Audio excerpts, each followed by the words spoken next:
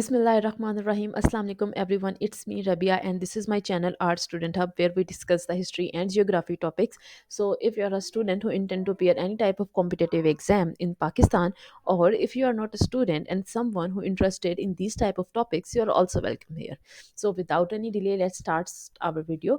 So topic of our video is era of the second governor general of Pakistan, Khwaja Nazimuddin. और उनके जो दौर में जो हमारे प्राइम मिनिस्टर थे वो लियाकत अली खान ही थे, जो कि 1947 से इनेक्ट में थे.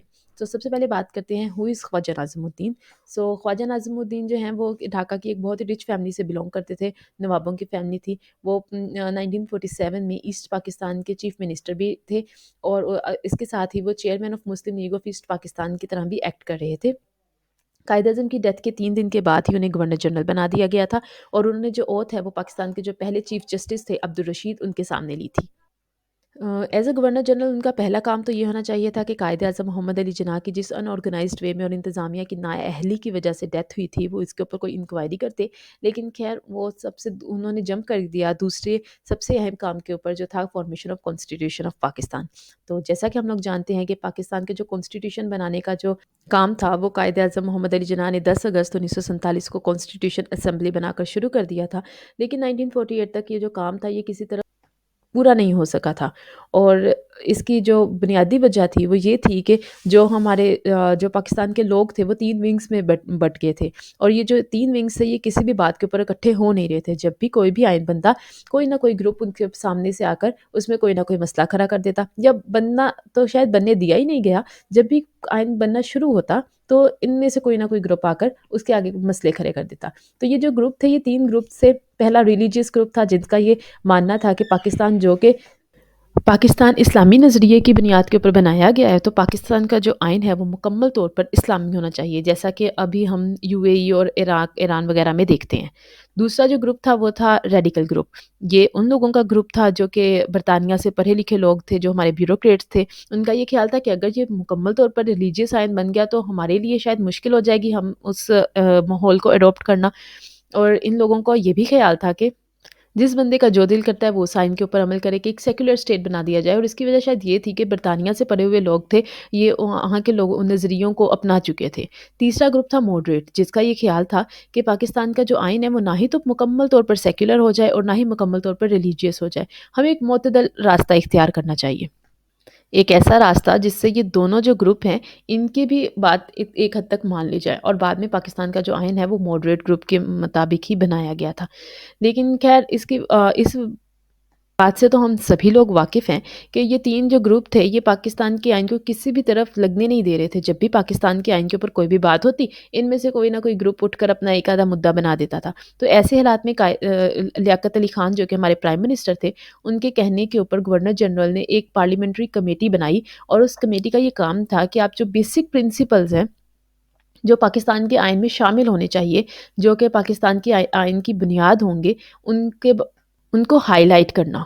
तो जो मौलवी तमीज़ुद्दीन थे, जो कि स्पीकर ऑफ कॉन्स्टिट्यूशन असम्बली भी थे, उन्हीं के ज़िम्मे ये काम लगाया गया कि वो ये जो ऑब्जेक्टिव रेजोल्यूशन होगी इसको तैयार करें. तो उन्होंने फिर इस काम को सरअंजाम दिया, और उन्होंने ऑब्जेक्टिव रेजोल्यूशन के नाम से एक चार्टर तैयार किया, जिसमें जो बेसिक पॉइंट्स हैं कि पाकिस्तान का आइन कैसा होना चाहिए वो बयान कर दिया गया.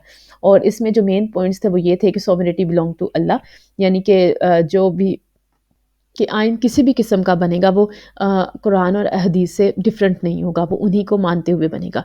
दूसरा ये था कि फेडरल सिस्टम होगा. तीसरा ये कि इस्लामिक कंडक्ट ऑफ स्टेट होगा, इस्लामिक वेज ऑफ लाइफ को प्रमोट किया जाएगा, माइनॉरिटीज़ के राइट्स को प्रोटेक्ट किया जाएगा, अदलिया आज़ाद होगी, और जो लोगों के फंडामेंटल्स राइट्स होते हैं उनका ध्यान रखा जाएगा. अब कहा तो ये 7 मार्च 1949 को ऑब्जेक्टिव रेजोल्यूशन जो है असेंबली में प्रेजेंट की गई थी, और 12 मार्च 1949 को पास की गई थी. अब इसकी कहा जाता है कि एक बहुत बड़ी कामयाबी थी कि पाकिस्तान का जो आइन था उसको बनाने का जो उसके बेसिक पॉइंट्स थे वो क्लियर हो गए. लेकिन खैर मुझे ऐसा नहीं लगता, क्योंकि पाकिस्तान के आइन ये जितनी भी चीज़ें ऑब्जेक्टिव रेजोल्यूशन में शामिल की गई थी ये बहुत बेसिक थी. पाकिस्तान के आइन का मसला सिर्फ ये नहीं था कि आप लोगों को ये पता चले कि आइन इस्लामी होगा या नहीं. ठीक है, वो एक हद तक मसला था, लेकिन पाकिस्तान का आइन अभी तक तश्कील जो नहीं दिया गया था उसकी एक वजह ये थी ईस्ट पाकिस्तान. ऑब्जेक्टिव रेजोल्यूशन में इस बात को वाज़िया ही नहीं किया गया कि जो ईस्ट पाकिस्तान को आयन को लेके शक व शबाहत है, उनको कैसे दूर किया जाएगा। अब हम बात करेंगे वो दूसरे माइलस्टोन्स को जो पाकिस्तान के कॉन्स्टिट्यूशन बनाने में मसला थी, और उनमें मेन चीज़ थी ईस्ट पाकिस्तान के। ये देखें, जैसा कि आपको इस मैप के ऊपर नज़र आ रहा है कि ये वाली जो रेड लाइन है ये पाकिस्तान है, और यहाँ पर जो है ये ईस्ट पाकिस्तान है। इन दोनों का डिफरेंस बहुत ज़्यादा है, और अगर आप पाकिस्तान की तारीख पढ़ें तो आपको पता चलेगा कि जितनी भी पाकिस्तान की जो पॉलिटिकली एक्टिविटीज़ थी वो ईस्ट पाकिस्तान बांग्लादेश से ही स्टार्ट हुई हैं। ज़्यादातर वहीं के वो लोग थे जिन्होंने ये आज़ादी की मुहिम में बढ़ चढ़ कर हिस्सा लिया।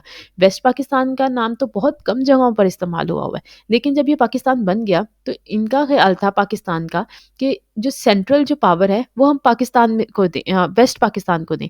लेकिन ईस्ट पाकिस्तान इस बात के लिए रजामंद नहीं था। उनका ख्याल था कि हमारे पास ज़्यादा लीडर हैं तो पावर हमारे पास होनी चाहिए। लेकिन खैर इस बात से तो कोई सी को इनकारी नहीं है कि ये जो मुद्दा है ईस्ट पाकिस्तान और वेस्ट पाकिस्तान का, इसमें पाकिस्तान ने हमेशा ही टाल मटोल से काम लिया है, कभी भी इसे संजीदगी के साथ हल करने की कोशिश नहीं की।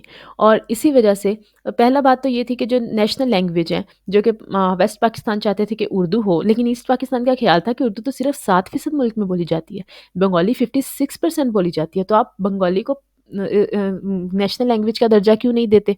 खैर उनकी बात भी बिल्कुल ठीक थी। दूसरा था डिस्ट्रीब्यूशन ऑफ पावर। इनका ये ख्याल था आयन बनाने वालों का कि जो प्रोविंशियल असेंबली है उसमें सीट्स बराबर होनी चाहिए। लेकिन ईस्ट पाकिस्तान का ख्याल था कि जब हमारे पास आबादी लोगों की ज़्यादा है तो प्रोविजनल असेंबली में आप अलहदा से क्यों वेस्ट पाकिस्तान के बराबर सीट्स लें। तो इस वजह से भी आइन में एक प्रॉब्लम थी। दूसरी ये थी कि सेंट्रल पावर, जैसा कि मैं बता चुकी हूँ कि पाकिस्तान जो सेंट्रल पावर थी वो ईस्ट पाकिस्तान को देना नहीं चाह रहा था। और एक और मसला ये था कि इम्बैलेंस ऑफ पावर का था। जब पाकिस्तान बना था तभी ना एक पॉलिटिशियंस के अंदर ना एक पावर को रखने की भूख पैदा हो गई थी। ऐसा कोई कल्चर डेवलप ही नहीं हुआ जहाँ पर वो पावर को आपस में डिस्ट्रीब्यूट करके बैठ कर बात कर सकें। तो ख़ैर बांग्लादेश के साथ हम लोगों ने क्या किया ये तो बहुत लंबी बात है, इसके ऊपर हम लोग अभी मज़ीद डिस्कस नहीं करेंगे। तो ये भी वो वजूहात थी जिनकी वजह से जो हमारा आइन था वो डिले से डिले होता गया, और ऐसे मसले थे जिनको हल करने की ज़रूरत थी कि जो पाकिस्तान का मॉडरेट ग्रुप क्या चाहता है, रिलीजियस ग्रुप क्या क्या चाहता है, रेडिकल ग्रुप क्या चाहता है, ये इतनी बड़ी बात थी नहीं जितना इसे बनाया गया। और जो मेन मसला था वो ये था कि पाकिस्तान का जो एक हिस्सा है वो आइन से खुश नहीं था, और उनके ऊपर हम लोगों ने कभी संजीदगी से बात ही नहीं की। खैर अब बात करते हैं ख्वाजा नाज़िमुद्दीन के बाकी काम के दौर में जो होने वाले अहम जो बाकी काम थे। उनमें पहला था परोडा। परोडा जो था वो 6 जनवरी 1949 में बनाया गया था। ये क्या था? ये एक आइन था, public and representative office disqualification. इसका मतलब ये था कि अगर कोई भी सरकारी मुलाज़िम कोई रिश्वत लेता हुआ पकड़ा गया या कोई भी मिसकंडक्ट में गिल्टी पाया गया तो उसे उसी वक़्त उसकी जो ओहदा है उसे फ़ारिग कर दिया जाएगा, उसके ऊपर फ़ाइन वगैरह लगाया जाएगा। ख़ैर ये कदम तो बहुत अच्छा था, लेकिन आज तक इसके ऊपर पाकिस्तान में प्रॉपर्ली जो है वो अमल दरामद नहीं हो सका। दूसरा हुआ लियाकत नेहरू पैक्ट, जो कि माइनॉरिटी पैक्ट के नाम से भी जाना जाता है। ये हुआ 8 अप्रैल 1950 में। इसमें क्या हुआ, इंडिया और पाकिस्तान के दरमियान में बायलैटरल ट्रीटी साइन हो गई, जिसके अकॉर्डिंग ये कहा गया कि जो इंडिया में जब मुसलमान हैं और जो पाकिस्तान में जो अब हिंदू हैं, अब ये मज़ीद जो लोग हैं वो उनकी जो हिजरत है उसे ख़त्म रोक दिया जाए। तो जो अब जो पाकिस्तान में है वो पाकिस्तानी है, और जो इंडिया में है वो इंडियन है। और जो भी माइनॉरिटीज़ हैं जिस भी मुल्क में, वो उसके जो राइट्स हैं उनके ऊपर किसी किस्म का कोई समझौता नहीं किया जाएगा, उन्हें उनके राइट्स मिलेंगे। इसके बाद जो अहम कदम उठाया गया वो था स्टेट विज़िट टू यूएसए। दरअसल उस दौर में यूएसए और सोवियत यूनियन के दरमियान में वॉर चल रही थी। तो दोनों ही ममालिक ने पाकिस्तान को इन्विटेशन दिया था कि वो उनके वहाँ पर दौरे के लिए आए। अब इंडिया को भी ऐसा ही इन्विटेशन गया था, लेकिन इंडिया ने कहा कि हम लोग आलमी सियासत का हिस्सा नहीं बनना चाहते, इसलिए उन्होंने दोनों ही जो इन्विटेशंस थे उन्हें रद्द कर दिया। लेकिन लियाकत अली खान ने अमेरिका का विज़िट करने का फ़ैसला किया। पता नहीं क्यों जब से पाकिस्तान बना है इसका अमेरिका की तरफ एक अलहदा ही झुकाव देखने को मिला है। और ये जो विज़िट था वो 3 से 5 मई 1950 तक था। और इसके बाद यही हो सका था कि जो यूएसए था वो तो ठीक है पाकिस्तान के ऊपर मेहरबान हो गया था, लेकिन जो सोवियत यूनियन के जो लीडर थे वो पाकिस्तान पे अच्छे खासे बरहम हो गए थे, और पाकिस्तान आलमी सियासत का हिस्सा बन गया था, और पाकिस्तान इसकी आज तक कीमत भी चुका रहा है। अब बात करते हैं रावलपिंडी कॉन्स्पिरेसी की। تو راولپنڈی کی کانسپریسی کے بارے جاننے سے پہلے آپ لوگوں کو ایک بہت ہی اہم کردار میجر اکبر خان کا جو ہے اس کے بارے میں آپ کو پتہ ہونا چاہیے۔ تو انڈیپینڈنس کے وقت میں پاکستان کے جو سب سے زیادہ سینئر مسلم جنرلوں میں سے ایک جو تھے وہ میجر اکبر خان تھے، اور یہ پاکستان کے پہلے military secretary of Quaid Azam جو تھے وہ بھی رہ چکے تھے۔ قائد اعظم کو مشورے وغیرہ دیا کرتے تھے جو بھی ملٹری سے ریلیٹڈ ہوتے تھے۔ اب ان جنان ہے نا، جیسا کہ پچھلی ویڈیو میں آپ لوگوں کو بتایا ہے کہ انڈو پاکستان کی وار کے بارے میں، جو کہ پہلی وار تھی جو 1948 میں شروع ہوئی ہے، کشمیر کی جو لیے جو جنگ تھی، اس میں جو انہوں نے جو ٹریٹی سائن کی تھی، جو میجر اکبر خان جو تھے وہ ان کے اوپر بہت زیادہ برہم تھے۔ دراصل قائد اعظم محمد علی جناح نے جب یو این نے فیصلہ کیا تھا کہ جو دونوں ممالک ہیں وہ پاکستان جو ہے وہ اپنی فوج جو ہے وہ واپس بلا لے اور استصواب رائے کا حق عوام کو دے دیا تھا، تو قائد اعظم نے اس بات کو ماننے سے انکار کر دیا تھا کہ فوج تب تک واپس نہیں آئے گی جب تک کہ کشمیر کی جو عوام ہے اس وہ اپنا فیصلہ کر نہ لے، جب تک کہ یہ بات کسی طرف چلی نہ جائے۔ لیکن ان کی ڈیتھ کے بعد لیاقت علی خان نے یہ جو ٹریٹی تھی اس کے اوپر سائن کر دیا تھا، اور میجر اکبر خان اور بہت زیادہ جو فوج کے جنرل تھے انہیں اس بات پر غصہ بھی تھا۔ دوسرا یہ تھا کرپشن بائی پولیٹیشنز۔